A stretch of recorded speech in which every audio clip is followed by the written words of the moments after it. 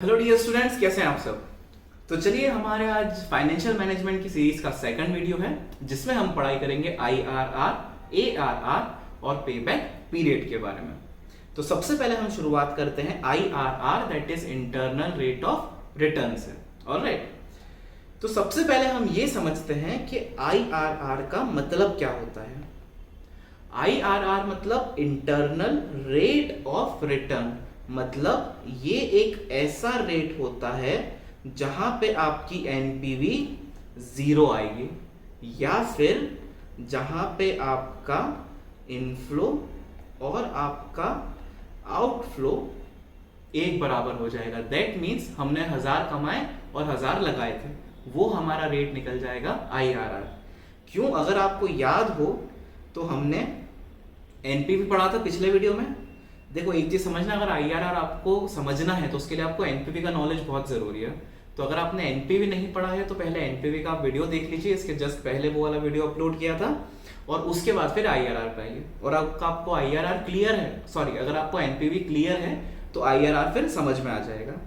NPV में हमने क्या देखा था? एनपीवी थी हमारा इनफ्लो माइनस आउटफ्लो। अब यहां पे क्या हो रहा था? यह हमारी एनपीवी पॉजिटिव कब आ रही थी? जब हम 1000 कमा रहे थे और 900 लगा रहे थे। तो यहाँ पे हमारी एनपीवी आ रही थी 100 रुपए।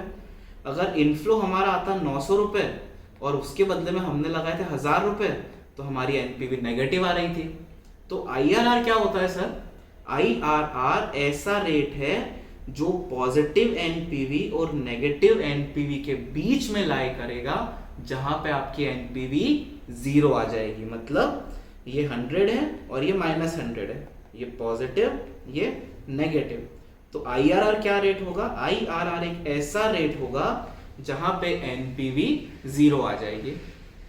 अब सर, एनपीवी अगर जीरो लाना है, इसका मतलब एक ऐसे रेट से डिस्काउंटिंग करनी पड़ेगी जिसपे इनफ्लो आउटफ्लो के बराबर हो। ऑलराइट, इसलिए इसका नाम है इंटरनल रेट ऑफ रिटर्न।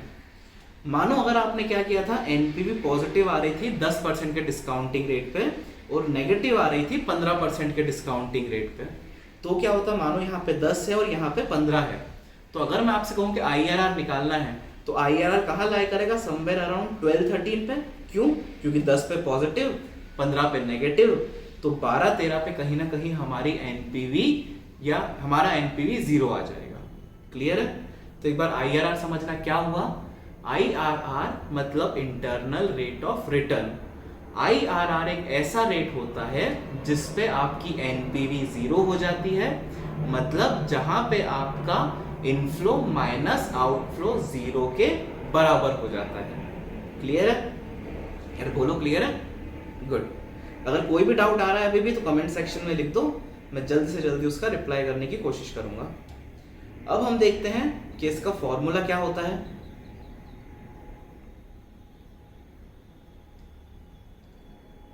इसको हम हटा देते हैं जल्दी से। चलो, अभी क्या हुआ? हमारा फॉर्मूला क्या है? हमारा फॉर्मूला है IRR is equal to LR plus NPV at LR upon NPV at LR minus NPV at HR into HR minus LR. अब इसमें एलआर क्या है?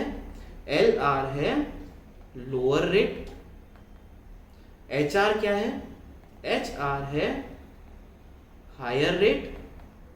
और एनपीवी एट एलआर मतलब लोअर रेट पे क्या एनपीवी आएगी, एनपीवी एट एचआर मतलब हायर रेट पे क्या एनपीवी आएगी। ठीक है? तो ये लोअर रेट, मानो अगर अपन ने 2% लिए थे, 10% और 15%, तो ये जो लोअर रेट है ना, ये हो जाएगा 10% और ये एचआर जो है ये हो जाएगा 15%। ठीक है? अब सबसे पहले इस चीज में हमको क्या करना है? सबसे पहले हमको इस क्वेश्चन में निकालना पड़ता है NPV.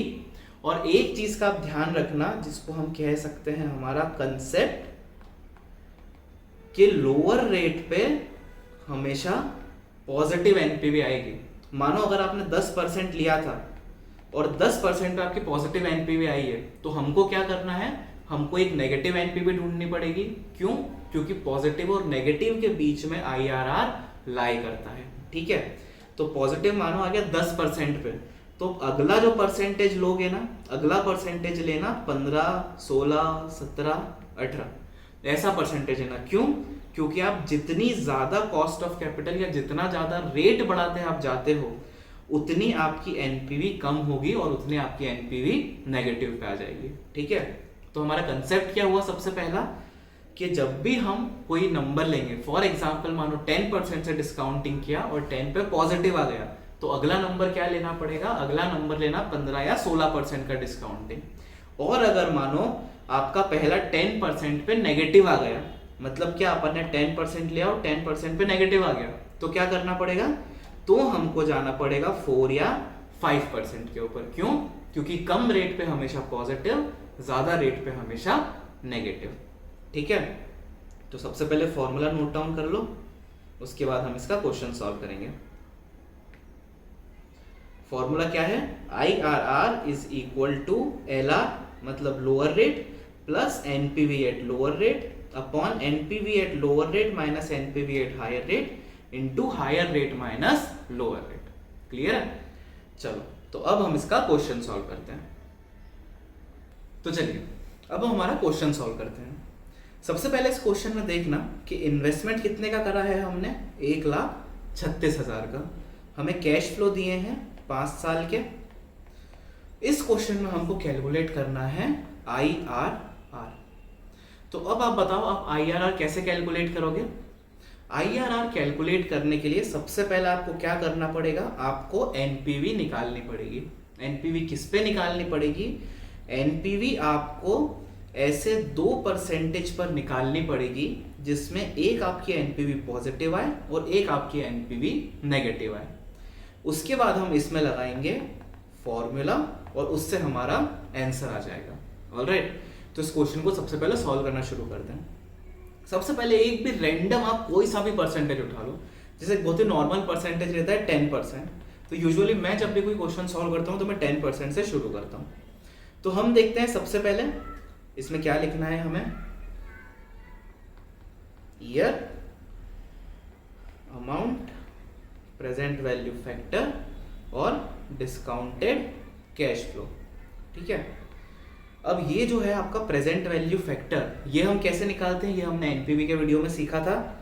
1/1 plus R to the power n से निकलता है हमारा प्रेजेंट वैल्यू फैक्टर।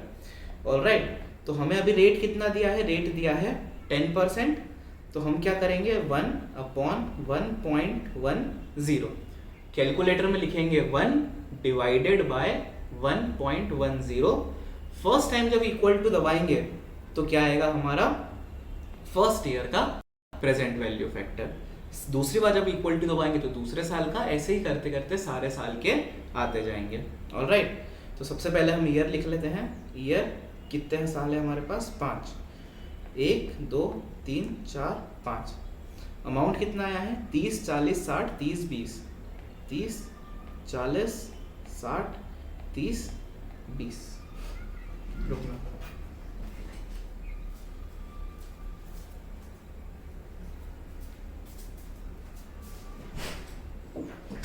कंटिन्यू। अब हमें निकालना है प्रेजेंट वैल्यू फैक्टर।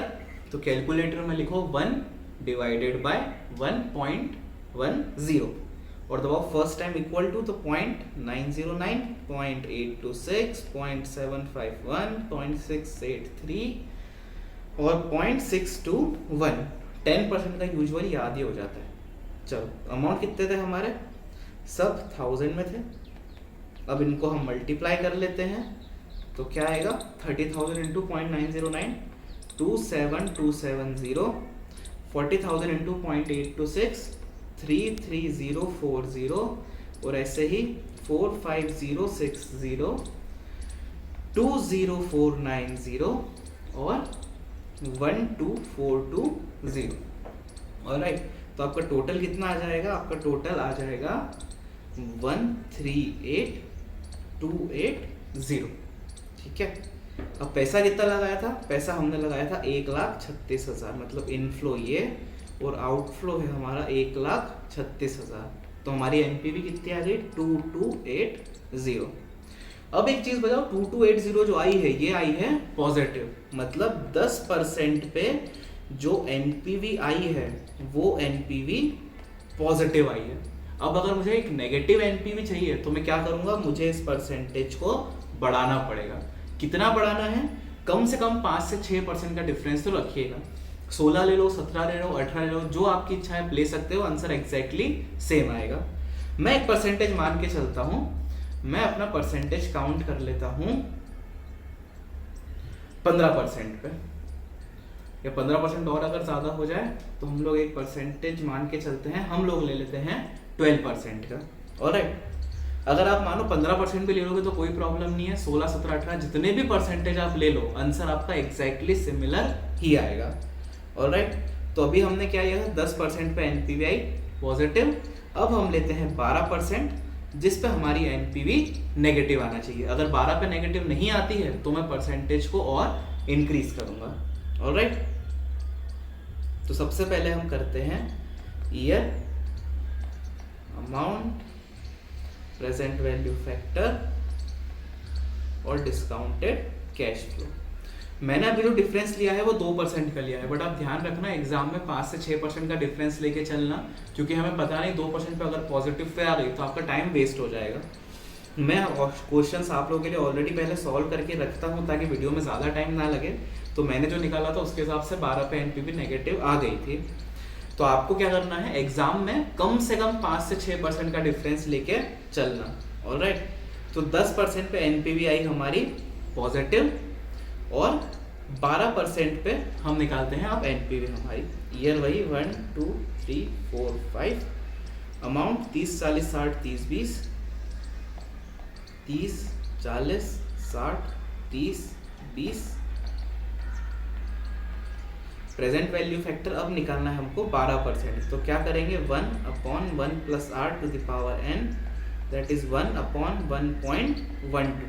कैलकुलेटर में लिखो 1 divided by 1.12। First time equal to दबाएंगे तो आएगा पहले साल का। तो पहले साल का फैक्टर 0.893, 0.797, 0.712, 0.636 और 0.567। सेम हम क्या करेंगे, मल्टीप्लाई करेंगे और इक्वल टू क्या आएगा फिगर, 26790, 31880, 42720 और 19080। ऑलराइट, और लास्ट फिगर आएगा 20,000 मल्टीप्लाई करने पे 11340। तो हमारा ओवरऑल कितना आ जाएगा इनफ्लो, 131,810। अब इनफ्लो आया हमारा 131,810 और आउटफ्लो कितना था, 1,36,000। तो एनपीवी यहाँ पे कितनी आ जाएगी, -4190। तो क्या हुआ हमारे साथ, अभी हमको एक एनपीवी मिली पॉजिटिव और एक एनपीवी मिली नेगेटिव। स्पेस हमारे पास थोड़ी सी कम है, तो चलिए हम कंसेप्ट वाली जगह पे इसको सॉल्व कर लेते हैं।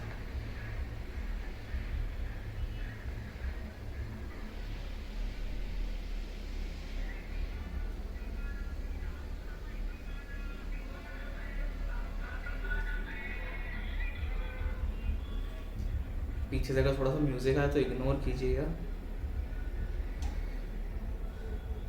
चलिए, तो अब हम क्या करेंगे, हमारे पास एनपीवी 10% पे पॉजिटिव आई, 10% पे पॉजिटिव कितनी आई थी, 2280। 12% पे नेगेटिव आ गई, नेगेटिव कितनी आई, 4190। ऑलराइट, तो अब हम इसको फीड करेंगे फॉर्मूला में। फॉर्मूला क्या है, internal rate of return is equal to lower rate plus NPV at lower rate upon NPV at lower rate minus NPV at higher rate into higher rate minus lower rate. ठीक है, ये है हमारा formula. अब इस scenario में हम क्या करेंगे, सबसे पहले हम लिखेंगे हमारा लोअर रेट। लोअर रेट कितना लिया था हमने, 10% प्लस लोअर रेट पे एनपीवी कितनी आई थी, 2280 अपॉन लोअर रेट के एनपीवी 2280 माइनस हायर रेट के एनपीवी कितनी आई थी, 4190 into higher rate minus lower rate, that means 12 minus 10। अब एक चीज ध्यान रखना, माइनस जो होता है वो बन जाता है प्लस। तो क्या होगा 10, और ये जो सिनारियो है ना, ये हर क्वेश्चन में एग्जैक्टली सेम आएगा आपको। हमेशा माइनस माइनस प्लस करना, क्योंकि हायर रेट की एनपीवी हमेशा नेगेटिव आएगी और माइनस साइन हमेशा रहेगा, तो हमेशा डिनोमिनेटर की वैल्यू को ऐड करना है। तो क्या आएगा 10 plus 2280 upon 2280 plus 490 6470 into 12 minus 10 कितना हो जाएगा 2%। अब ये सारी चीज़ें परसेंटेज के फॉर्म में ही चल रही है, तो हम क्या करेंगे 10% प्लस 2280 अपॉन 6470। तो एक मिनट हम इसको कैलकुलेटर में सॉल्व कर लेते हैं।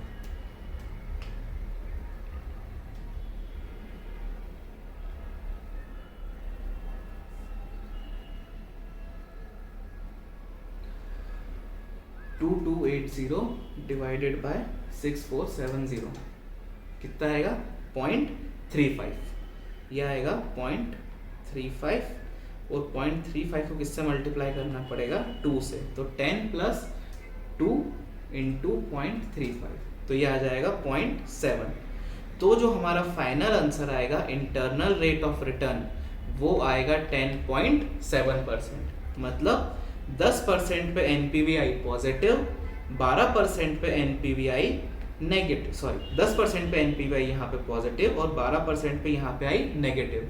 तो हमने जो कंसेप्ट सीखा था उसके हिसाब से क्या था कि पॉजिटिव और नेगेटिव के बीच में हमारा आईआरआर आता है। तो पॉजिटिव कितना था 10, नेगेटिव था 12, तो ये 10.7 कहीं बीच में आपका आईआरआर आया। मतलब 10.7 इंटरनल रेट ऑफ रिटर्न पर आपकी एनपीवी 0 हो जाएगी। क्लियर है? अरे बोलो क्लियर है? चलो गुड। यहाँ पे हमारा आईआरआर का क्वेश्चन सॉल्व होता है, आईआरआर का कंसेप्ट सॉल्व होता है। आपको कोई भी डाउट आए तो आप कमेंट सेक्शन में पूछ सकते हैं, मैं उसका रिप्लाई कर दूंगा जल्दी से। चलिए, तो अब हम आते हैं हमारा next topic, that is accounting rate of return. अब समझना सबसे पहले कि अकाउंटिंग रेट ऑफ रिटर्न का मतलब क्या होता है। अकाउंटिंग रेट ऑफ रिटर्न का मतलब होता है कि जितना भी प्रॉफिट आप कमा रहे हो, क्लियर है, जितना भी प्रॉफिट आप कमा रहे हो और जितना आपने पैसा लगाया उसका प्रपोर्शन क्या है। फॉर एग्जाम्पल अगर मैंने 100 रुपए कमाए और 1000 रुपए लगाए थे तो ARR क्या आ जाएगा, सिंपल सा 10%। बहुत ज़्यादा कॉम्प्लिकेटेड ये कंसेप्ट नहीं है, सिंपल सा कंसेप्ट है और एग्जाम में भी यूजुअली इसके क्वेश्चन सिंपल से ही आते हैं, तो उसमें ज़्यादा दिमाग मत लगाना, कॉम्प्लिकेट मत करना इसको। सबसे पहले एक चीज़ ध्यान रखना क्या कि सिंपल सबसे पहले क्वेश्चन में आप चेक करना कि आपको प्रॉफिट कितना दिया है। आपको मानो प्रॉफिट दिया है 10 रुपए का और आपको इन्वेस्टमेंट कितना दे रखा है, इन्वेस्टमेंट मानो आपको दे रखा है 100 रुपए का, ठीक है। तो सिंपल सा सिर्फ ARR लिखना, ARR का फॉर्मूला लिखना, प्रॉफिट कमाया 10 रुपए, कितने पे कमाया 100 रुपए लगा के 10 रुपए कमाए, तो ARR कितना आ जाएगा आपका 10%। ऑलराइट, एवरेज इसमें क्यों दिया है, क्योंकि अगर 3-4 साल का आपको प्रॉफिट दे रखा हो तो उसमें आपको सिंपल सी एवरेजिंग कर देनी है। एवरेजिंग का मतलब क्या होता है, summation of number of years upon total number of years. मतलब अगर आपको बहुत सारे ईयर का डेटा दे रखा हो, जैसा आपको दिया हो 10, 20 और 30, 3 साल का डेटा है हमारे पास, तो कितना हो जाएगा 30, 40, 50, 60 बाय 3, तो 3 to the 6, 20। सिंपल, तो एवरेज प्रॉफिट कितना आया 20, कितने पे कमाया 100 रुपए पे, तो यह आ जाएगा 20%। बिना मतलब इसको कॉम्प्लिकेट मत करना, बहुत इजी सा टॉपिक है। याद कैसे रखना है, average accounting rate of return is equal to हमने कितना कमाया और वो कमाने के लिए हमको कितना रुपया खर्च करना पड़ा, दैट्स इट। ये होता है हमारा अकाउंटिंग रेट ऑफ रिटर्न। आओ इसका एक क्वेश्चन देख लेते हैं। क्वेश्चन क्या बोलता है, a business is considering a project that has an initial investment of $250,000 and forecast that it would generate a revenue of $70,000. Calculate ARR। मतलब प्रॉफिट मैंने कितना कमाया, प्रॉफिट मैंने कमाया 70,000, इन्वेस्टमेंट कितना करा, इन्वेस्टमेंट मैंने करा 2,50,000, तो ARR क्या होगा, कितना प्रॉफिट कमाया और कितने रुपए लगा के वो प्रॉफिट कमाया। ऑलराइट, तो कितना आ जाएगा 70,000 डिवाइडेड बाय 2,50,000, आपका आंसर आ जाएगा 28%। दैट्स इट, बहुत सिंपल सा टॉपिक है और ARR की यूजुअली चांसेस भी कम होते हैं क्योंकि बहुत सिंपल है। तो ARR क्या हुआ, कितना पैसा कमाया अपॉन वो पैसा कमाने के लिए कितना पैसा खर्च किया, that is average annual profit upon initial investment. Clear है? तो ARR पे हम ज्यादा टाइम वेस्ट नहीं करेंगे। अब हम आएंगे हमारे अगले इंपॉर्टेंट कंसेप्ट पे बैक पीरियड के ऊपर। तो चलिए अब हम आते हैं हमारे लास्ट टॉपिक पर, दैट इज पे बैक पीरियड। ठीक है, अब सबसे पहले समझना कि पे बैक पीरियड का मतलब क्या होता है। पे बैक पीरियड का सिंपल सा मतलब समझने के लिए अगर मैं आपसे कहूं कि मैं आपको 1,000 रुपए दूंगा और हर महीने 100 रुपए आप मुझे वापस देंगे, तो मेरा पे बैक पीरियड कितने महीने का हो जाएगा? मेरा पे बैक पीरियड हो जाएगा 10 महीने का। दैट मीन्स जितना पैसा हमारा एक बार में गया उसके बदले में जितना जितना पैसा हमारे पास आता जा रहा है, तो हमारा इनिशियल इन्वेस्टमेंट कितने टाइम में कवर हो जाएगा, इट इज नोन एज पे बैक पीरियड। एक बार वापस समझना, जितना अमाउंट मेरा जा रहा है उसके बदले में हर बार मुझे जितना अमाउंट आता जाएगा वो बन जाता है मेरा पे बैक पीरियड। कैसे? मानो अगर आपने एक प्रोजेक्ट करा, कितने का आपने प्रोजेक्ट करा था? मानो आपने प्रोजेक्ट करा 1 लाख रुपए का, ठीक है, और उसके बदले में 10,000 रुपए हर महीने आपको रिसीव होते चले जा रहे हैं, तो कितने महीने में आपका पे बैक पीरियड आ जाएगा? आपका पे बैक पीरियड आ जाएगा 10 महीने में। पे बैक पीरियड शब्द बना कैसे है? पे बैक, दैट मीन्स जितना पैसा आपने दिया वो पैसा कितने टाइम में वापस रिकवर हो जाएगा, इट इज नोन एज पे बैक पीरियड। कंसेप्ट समझ में आया? अब थोड़ा सा टेक्निकल टर्म्स पे चलते हैं।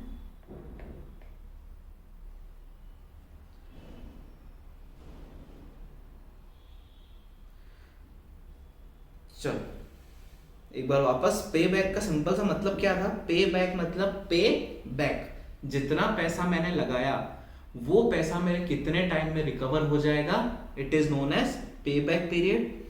फॉर्मूला क्या कहता है? Total initial capital investment upon annual expected after tax net cash flow. समझना क्या बोल रहा है? टोटल इनिशियल इन्वेस्टमेंट मतलब इनिशियल इन्वेस्टमेंट तो हमको पता है कि जितना पैसा हम लगा रहे हैं वो बन जाता है मेरा इनिशियल इन्वेस्टमेंट, ठीक है। अभी जो नीचे वाली लाइन है ना, annual expected after tax net cash flow, इसका मतलब क्या है? हमें आफ्टर टैक्स अमाउंट निकालना है, और आफ्टर टैक्स अमाउंट अगर आया है इसका मतलब क्या? पहले डेप्रिसिएशन लेस होगा, उसके बाद टैक्स ऐड बैक होगा, उसके बाद डेप्रिसिएशन वापस ऐड बैक होगा। क्यों हो रहा है ऐसा? ये सेम हम एनपीवी में भी समझ चुके हैं एक बार। क्या होता है? सबसे पहले ग्रॉस प्रॉफिट होता है, ग्रॉस प्रॉफिट में से जब डेप्रिसिएशन जाता है तो आपका क्या आता है? Net profit. फिर नेट प्रॉफिट में से आप क्या करते हो? टैक्स को लेस कर देते हो, तो आपका आता है प्रॉफिट आफ्टर टैक्स। बट क्या ये प्रॉफिट आफ्टर टैक्स आपका एक्चुअल कैश फ्लो है? बोलो नहीं, ये आपका एक्चुअल कैश फ्लो नहीं है। क्यों? क्योंकि भाई साहब ये जो डेप्रिसिएशन आपने चार्ज करा है, क्या ये एक्चुअल में जेब से गया है? नहीं। इसलिए इस प्रॉफिट आफ्टर टैक्स में डेप्रिसिएशन वापस ऐड बैक होता है। तो अगर क्वेश्चन में आपको डेप्रिसिएशन और टैक्स दिया हो तो आप कैश फ्लो कैसे निकालोगे? सबसे पहले कैश फ्लो में से क्या लेस करना? डेप्रिसिएशन लेस करना, उसके बाद टैक्स लेस करना, और उसके बाद डेप्रिसिएशन को ऐड बैक कर देना। अगर मानो क्वेश्चन में ऑलरेडी दिया हो आफ्टर डेप्रिसिएशन, तो क्या करोगे? अगर आफ्टर डेप्रिसिएशन दिया हो तो सीधे स्टार्ट करेंगे हम इस अमाउंट से, मतलब सिर्फ टैक्स को लेस करेंगे और फिर डेप्रिसिएशन को ऐड बैक कर देंगे। इस कंसेप्ट को आपको अच्छे से समझना हो तो आप एनपीवी वाले वीडियो पे एक बार जाना, और एनपीवी वाले वीडियो में लास्ट के आई थिंक 1 या 2 मिनट में चेक कर लेना, तो आपको पूरा का पूरा ये वाला समरी फॉर्म मिल जाएगा। अभी सिर्फ आपको एक चीज ध्यान रखनी है कि जब हम क्वेश्चन को सॉल्व करेंगे तो क्वेश्चन सॉल्व करते टाइम आपके सामने अगर डेप्रिसिएशन और टैक्स का फिगर दिया हो तो ध्यान रखना हमको उसके अंदर सारे एडजस्टमेंट करने पड़ेंगे। एडजस्टमेंट करने पड़ेंगे मतलब क्या, अगर हमको कोई फिगर दिया है नॉर्मली, अगर बिफोर डेप्रिसिएशन बिफोर टैक्स दिया है तो डेप्रिसिएशन लेस करेंगे, टैक्स लेस करेंगे और डेप्रिसिएशन ऐड बैक करेंगे। किस सिनारियो में? Before depreciation and before tax. अगर after depreciation and before tax दिया हो तो क्या करेंगे? सिर्फ टैक्स लेस करेंगे और डेप्रिसिएशन ऐड बैक करेंगे। Before depreciation before tax, after depreciation before tax. ठीक है, इसको कहा जाता है annual expected after tax net cash flow. After tax मतलब टैक्स तो लेस कर दिया बट डेप्रिसिएशन ऐड बैक करना पड़ेगा क्योंकि वो नॉन कैश खर्चा था। ये दोनों चीजें क्लियर है? तो एक बार शॉर्ट में समझ लो वापस क्या हुआ। सबसे पहले हमने चेक करा पे बैक पीरियड। पे बैक पीरियड का मतलब क्या? जितना पैसा मैंने लगाया है वो पैसा मेरे कितने टाइम में रिकवर हो जाएगा। जितने टाइम में रिकवर हो जाता है वो कहलाता है पे बैक पीरियड। पीरियड का मतलब होता है टाइम, पे बैक का मतलब कितने टाइम में आ जाएगा। तो मेरा लगाया हुआ पैसा कितने टाइम में वापस आ जाएगा इज नोन एज पे बैक पीरियड। फॉर्मूला क्या हुआ? Total initial capital investment upon annual expected after tax net cash flow. जितना पैसा लगाया और जितने टर्म में पैसा वापस आ रहा है। क्लियर है? ये था पे बैक पीरियड का कॉन्सेप्ट। अब हम आते हैं दूसरे कॉन्सेप्ट पर। इसके अंदर क्या हो सकता है? इसके अंदर या तो आपको यूनिफॉर्म कैश फ्लो दे दे। मतलब क्या? सेम अपन मान के चलते हैं कि सर 10,000 रुपए मैंने इनिशियल इन्वेस्टमेंट करा है, उसके बदले में यूनिफॉर्म का मतलब क्या कि हर बार आपको सेम 1,000 रुपए में देता जाऊंगा। अब 1,000 रुपए कितने टाइम तक मैं आपको दूंगा? ये 1,000 रुपए आपको कब तक रिसीव होंगे? मानो 1,000 रुपए अगर आपको मैंने 12 साल तक दिए, ओके, 12 ईयर्स तक मैंने आपको 1,000 रुपए दिए, तो आपका पे बैक पीरियड कितने टाइम में आ जाएगा? आपका पे बैक पीरियड आ जाएगा 10 साल में। 10 साल में कैसे? इनिशियल इन्वेस्टमेंट अपॉन अमाउंट, तो कितना आ जाएगा ये आपका? 10 ईयर्स। यूनिफॉर्म कैश फ्लो का मतलब होता है हर साल आपको सेम अमाउंट रिसीव होगा। अगर हर साल आपको सेम अमाउंट ही रिसीव हो रहा है तो सिंपल सी चीज, जितना पैसा लगाया और हर साल जितना आ रहा है उसको आप सॉल्व कर सकते हो। तो यूनिफॉर्म मतलब हर साल सेम अमाउंट का आना। दिक्कत आती है नॉन यूनिफॉर्म में। नॉन यूनिफॉर्म मतलब क्या? मानो पहले साल 1,000 आए, दूसरे साल 2,000 आए, फिर 4,000 आ गए, फिर 5,000 आ गए, फिर 4,000 आ गए। अब क्या करेंगे? अब आप इस 10,000 को किस फिगर से डिवाइड करोगे? ये सबसे बड़ी इसके अंदर प्रॉब्लम आएगी। तो इस सिनारियो में हम क्या करते हैं? इस सिनारियो में हम निकालते हैं क्यूमुलेटिव अमाउंट। क्यूमुलेटिव कैसे? सबसे पहले लिखो अमाउंट 1,000, 2,000, 4,000, 5,000 और 4,000। क्यूमुलेटिव में यहाँ पे आया 1, 2 + 1 3, 4 5 6 7, 7 8 9 10 11 12। मतलब कहीं ना कहीं मेरा फिगर आएगा 4 और 5 के बीच में। मतलब 4 साल तक तो पूरा कंप्लीट कर लिया मैंने, बट 5वां साल कंप्लीट करने की जरूरत नहीं पड़ेगी, उसी के बीच में कहीं मेरा 10,000 का अमाउंट रिसीव हो जाएगा। तो इसको कैसे करेंगे? 4 इयर्स तो मेरे लग ही रहे हैं, प्लस 5th ईयर में कितने रुपए मेरे पास आ रहे हैं? 5th ईयर में मेरे पास ओवरऑल अमाउंट आ रहा है 5 का। ठीक है, बट एक्चुअली मुझे अमाउंट चाहिए कितना? 7 तक तो हम आ गए थे, 7,000 तक तो कमा लिए थे, तो हमें कितने चाहिए एक्स्ट्रा? 3,000। तो ये आएगा आपका 4 इयर्स प्लस 3/5 इयर्स। क्लियर है? एक बार वापस समझना क्या हुआ इस सिनारियो में। अगर हमको नॉन यूनिफॉर्म फिगर दिया हो, मतलब हर साल अलग अलग अमाउंट रिसीव हो रहा है, तो हम क्या करेंगे? हम निकालेंगे क्यूमुलेटिव फिगर। क्यूमुलेटिव मतलब ऐड करके। तो पहले साल 1 हुआ तो हमने 1 लिख दिया, फिर दूसरे साल 2 तो 1 + 2 3, 3 + 4 7, 7 + 5 12। बट हमको चाहिए कितना? 10,000। 12 नहीं चाहिए। तो 7 कब रिसीव हो रहा था? 7 हमको रिसीव हो गया था 4 साल में ही। बचा हुआ कितना फिगर चाहिए? सिर्फ 3,000। क्यों? 7 रिसीव हो गया, 10 चाहिए, तो 3,000 बैलेंस, तो हमको चाहिए 3,000। बट एक्चुअली रिसीव कितना हो रहा है हमको? 5,000। तो आपका आंसर आएगा 4 इयर्स अपॉन 3/5। इसको आप सॉल्व करोगे तो वो आपका आ जाएगा ईयर्स के फॉर्म में। क्लियर है? चलो, तो ये था हमारा बेसिक सा कंसेप्ट अबाउट पे बैक पीरियड। अब हम सॉल्व करेंगे इसका क्वेश्चन। तो क्वेश्चन आपसे क्या कह रहा है? Suppose a project cost 20 lakh and yields annually a profit of 3 lakh after depreciation at the rate 12.5%। मतलब क्या?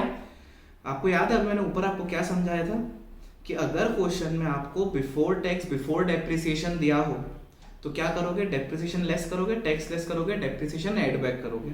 और क्वेश्चन में आफ्टर डेप्रिसिएशन बिफोर टैक्स दिया हो तो सिर्फ टैक्स लेस करेंगे, डेप्रिसिएशन ऐड बैक करेंगे। तो इस सिनारियो में क्या दिया है हमको? Suppose a project cost 20 lakh and yields annually a profit of 3 lakh after depreciation. After depreciation मतलब हम क्या करेंगे? टैक्स लेस करेंगे और डेप्रिसिएशन ऐड बैक कर देंगे। डेप्रिसिएशन कौन सी मेथड पे लगेगा? सॉरी, डेप्रिसिएशन कौन सी मेथड पे लगेगा? डेप्रिसिएशन लगेगा स्ट्रेट लाइन मेथड पर। स्ट्रेट लाइन मेथड क्या? मतलब सीधा 20 lakh का 20 lakh का 12.5% निकाल लेते हैं। कितना आएगा? 20 lakh का 12.5%, यह आपका आएगा 2,50,000। तो हर बार हमारा डेप्रिसिएशन जाएगा 2,50,000 का। अब इसको सॉल्व कैसे करेंगे? सबसे पहले इसमें हमको निकालना पड़ेगा हमारा कैश फ्लो। अच्छा बताओ, ये यूनिफॉर्म कैश फ्लो है या नॉन यूनिफॉर्म कैश फ्लो है? बोलो। अगर नॉन यूनिफॉर्म होता तो हर बार फिगर अलग अलग दे के रखते। इसमें आपको क्या दिया है? सिर्फ एक ही फिगर दिया है 3 लाख रुपए का। तो ये जो 3 लाख का सिंगल फिगर दिया है ना, इसका मतलब ये यूनिफॉर्म कैश फ्लो है। तो क्या करेंगे? सबसे पहले इसके अंदर हम लिख देते हैं क्वेश्चन। सबसे पहले हम क्वेश्चन में क्या लिखेंगे? हमारा आ जाएगा पर्टिकुलर्स ऑफ अमाउंट। उसके बाद क्वेश्चन क्या कहता है हमसे? प्रोजेक्ट की कॉस्ट कितनी है? 20 लाख रुपए और 3 लाख का प्रॉफिट है। प्रॉफिट कितना था हमारा? 3 लाख का। तो सबसे पहले अपन यहां लिख देंगे हमारा प्रॉफिट। 3 लाख रुपए का हमने प्रॉफिट कमाया। इसके बाद हमको क्या करना पड़ेगा? सीधे मैंने जो आपको बताया था इसमें से लेस करोगे टैक्स। टैक्स का रेट कितना दिया है? 50%। तो 3 लाख का 50% 1,50,000 इसमें से सीधे कम हो जाएगा। टैक्स कम होता है और डेप्रिसिएशन ऐड बैक होगा। डेप्रिसिएशन हमारा कितना आ रहा है? 2,50,000। ये डेप्रिसिएशन कैसे आया ये भी हमने चेक किया अभी। तो हमारा फाइनल जो फिगर आएगा वो कितना आएगा? Net cash flow 3 lakh minus 1,50,000, 1,50,000 plus 2,50,000 आपका आ जाएगा 4 लाख रुपए। इसमें सिर्फ एक ही चीज थी जो थोड़ी इंपॉर्टेंट थी। वो क्या थी कि आपको जो अमाउंट था आफ्टर डेप्रिसिएशन, आपको अगर ऐसा कोई फिगर दिया है ना जिसमें डेप्रिसिएशन भी दे रखा है और आपको टैक्स भी दे रखा है, तो इस सिनारियो में आपको कैश फ्लो पहले कैलकुलेट करना पड़ता है। कैसे कैलकुलेट कर रहा हमने?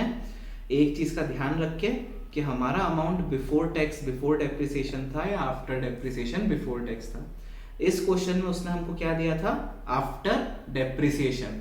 अगर आफ्टर डेप्रिसिएशन है तो सिर्फ टैक्स लेस करेंगे, डेप्रिसिएशन ऐड करेंगे। और बिफोर डेप्रिसिएशन बिफोर टैक्स है तो पहले डेप्रिसिएशन लेस, फिर टैक्स लेस और फिर डेप्रिसिएशन ऐड बैक।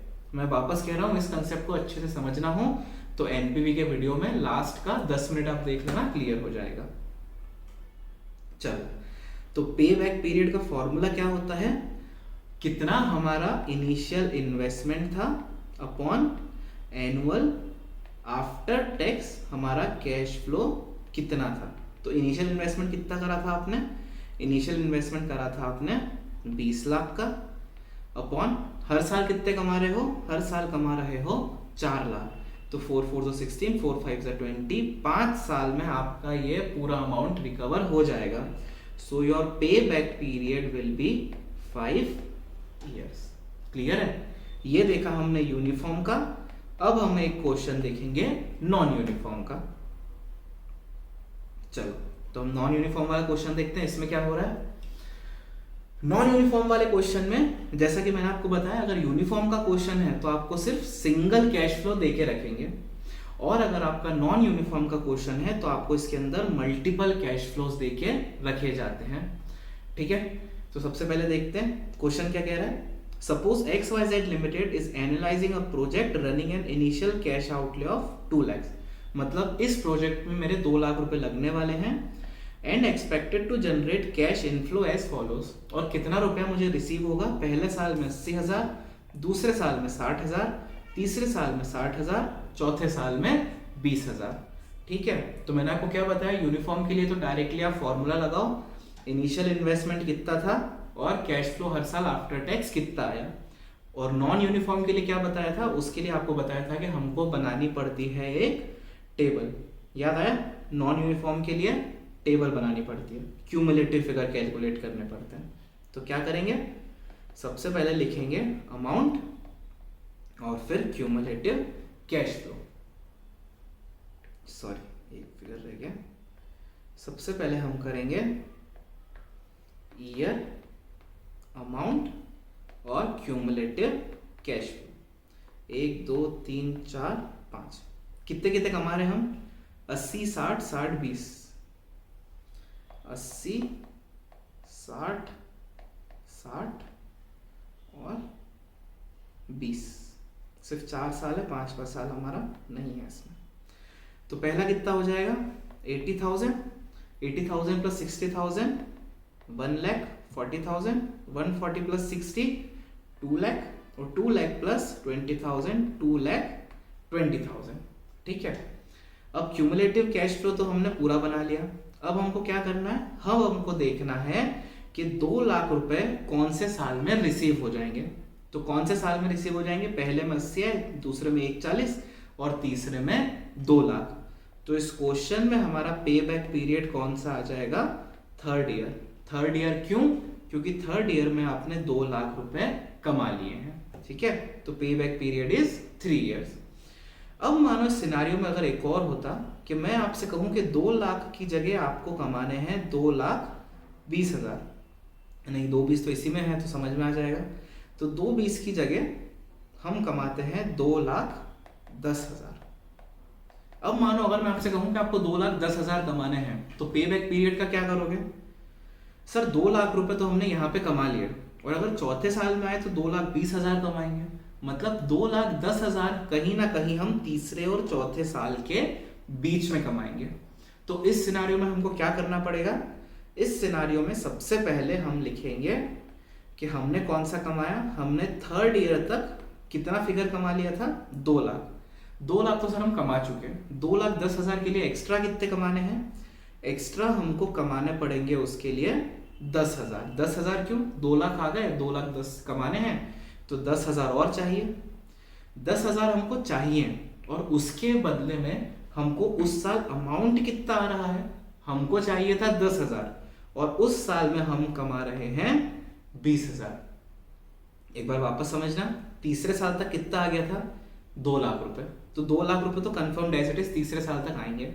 हमको कमाने हैं 2,10,000 और अगर चौथे साल का वेट किया तो आ जाएंगे 2,20,000 और चाहिए 10,000। तो क्या करेंगे, 3rd ईयर का अमाउंट तो लिख देंगे, तीसरे साल तक 2 लाख आ गए, चौथे साल में आए थे 20,000, हमको चाहिए 10,000। मतलब जब भी सॉल्व करोगे तो बेसिक फिगर तक तो लिख देना जहां तक आ जाओ, और जहां पे फिर प्रॉब्लम आना चालू हो, मतलब जहां पे लगे कि ज्यादा कमा रहे हैं और कम कमाने थे, तो न्यूमरेटर में आएगा कितने कमाने हैं और डिनोमिनेटर में आएगा कितने रुपए उस साल कमा लिए हैं। ठीक है, तो ये फिगर कितना आ जाएगा, 3 ईयर्स प्लस 0.5 ईयर्स।